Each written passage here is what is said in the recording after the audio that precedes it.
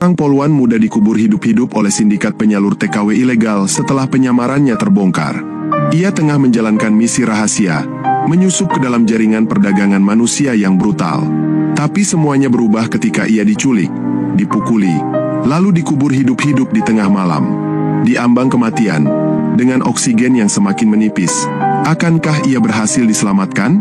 Bribtu Sari, kamu kami tunjuk untuk misi ini. Kalimat itu masih terngiang jelas di telinga Sari meski sudah beberapa hari berlalu.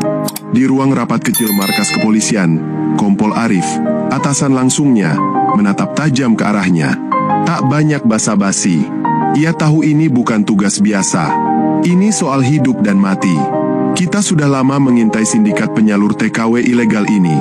Tapi mereka selalu lolos. Kali ini, kita butuh seseorang yang bisa masuk dari dalam. Menyamar sebagai korban. Sari diam sejenak waktu itu. Ia tahu betapa kejamnya jaringan ini. Banyak perempuan yang hilang setelah diberangkatkan ke Kamboja. Ada yang disekap, diperdagangkan, bahkan tak pernah kembali. Ia bisa saja menolak. Tapi bayangan wajah-wajah mereka, anak-anak muda polos yang ingin mencari kehidupan lebih baik, terus menghantui pikirannya. Ia mengangguk pelan, walau jantungnya berdetak tak karuan. Saya siap, Komandan. Beberapa hari kemudian, ia resmi meninggalkan identitasnya sebagai anggota kepolisian. Semua atribut, ponsel, bahkan kartu identitas ia serahkan ke tim khusus. Nama barunya, Ningrum. Umurnya diturunkan 2 tahun. Asalnya dipalsukan menjadi dari desa kecil yang jarang terdengar. Ia hanya membawa 1 tas kain berisi baju-baju lusuh, sedikit uang tunai, dan alat komunikasi rahasia yang disisipkan di lapisan pakaian dalam. Tidak boleh ada yang tahu siapa dia sebenarnya. Hari itu, Sari naik bus ekonomi dari terminal antar kota. Ia menyusup ke antara calon TKW sungguhan yang sudah dijanjikan akan berangkat dalam waktu dekat. Dari cara mereka bicara dan berharap, Sari tahu betapa mereka semua sedang menggantungkan hidup pada janji yang sebenarnya palsu. Salah satu dari mereka bahkan berkata, "Semoga kerja di Kamboja bisa bantu lunasin utang bapak." Sari hanya tersenyum kecut. Dalam hati, ia bersumpah akan melindungi mereka. Setelah hampir 10 jam perjalanan, rombongan kecil itu tiba di rumah penampungan yang dikelola sindikat. Lokasinya tersembunyi, di pinggir kota. Bangunannya tua dan lembab, tapi di dalamnya sudah ada sekitar 8 perempuan lainnya. Mereka semua terlihat lelah dan pasrah, tapi masih menyimpan harapan. Sari langsung berbaur. Ia tak mau terlihat berbeda sedikit pun.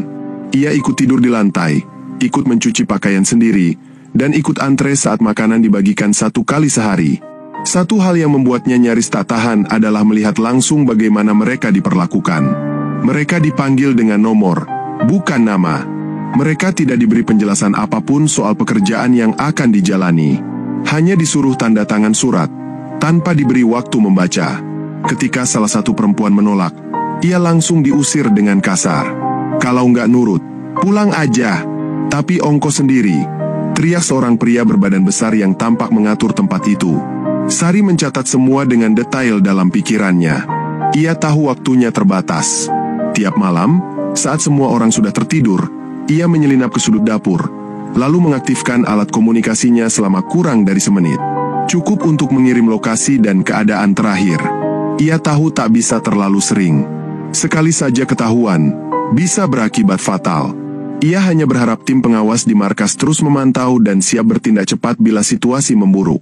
Waktu terus berjalan. Tekanan mulai terasa.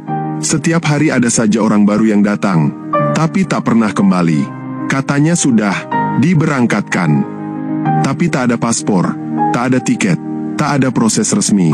Sari makin yakin bahwa ia sudah masuk ke jaringan perdagangan manusia, bukan agen resmi.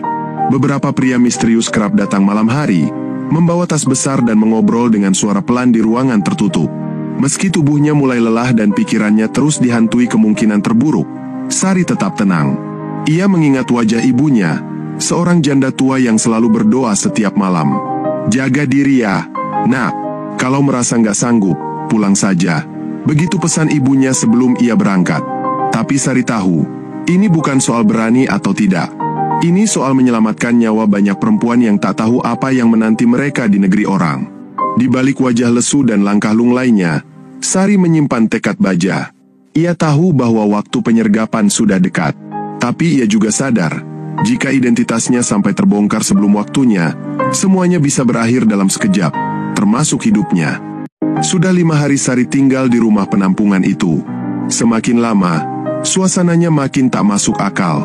Para perempuan di sana tidak pernah diberi informasi jelas soal kapan keberangkatan, siapa yang akan menjemput, atau pekerjaan apa yang sebenarnya menanti mereka.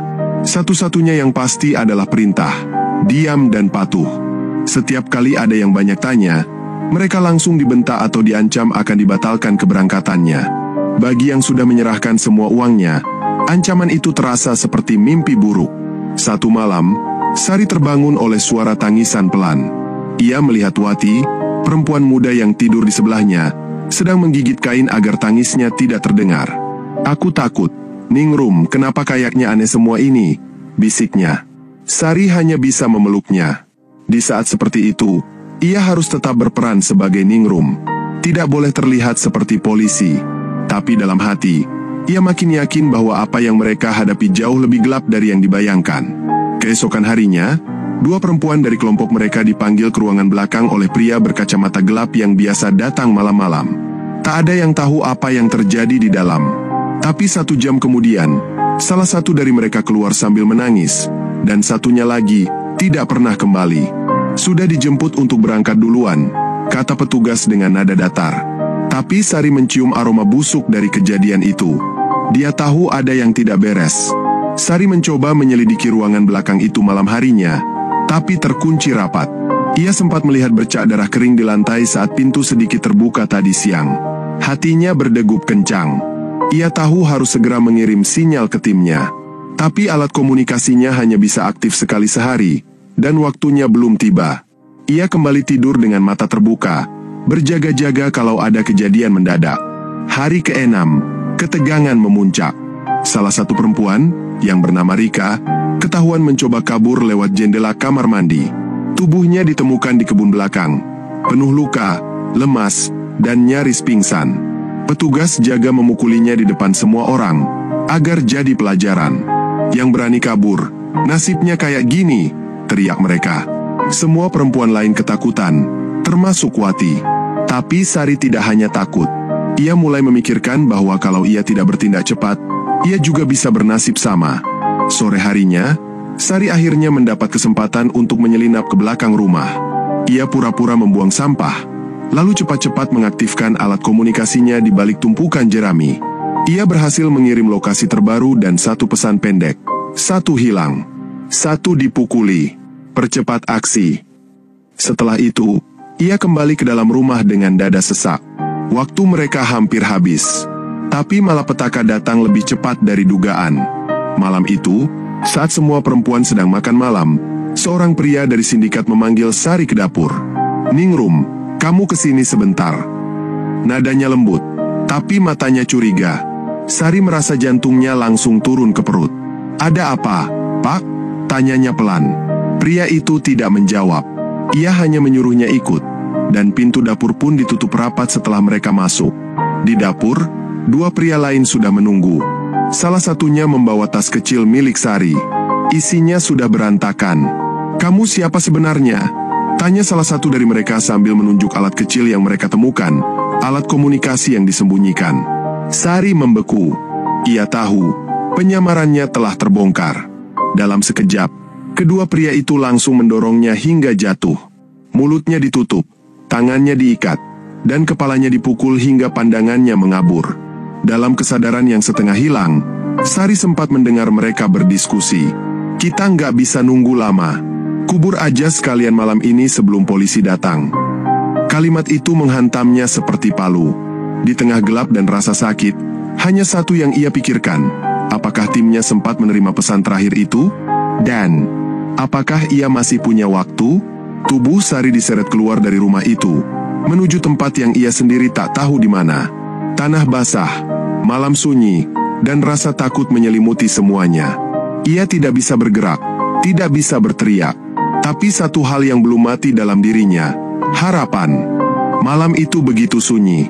Hanya suara jangkrik dan hembusan angin yang terdengar ketika tubuh Sari diseret ke tengah kebun kosong yang jauh dari rumah penampungan.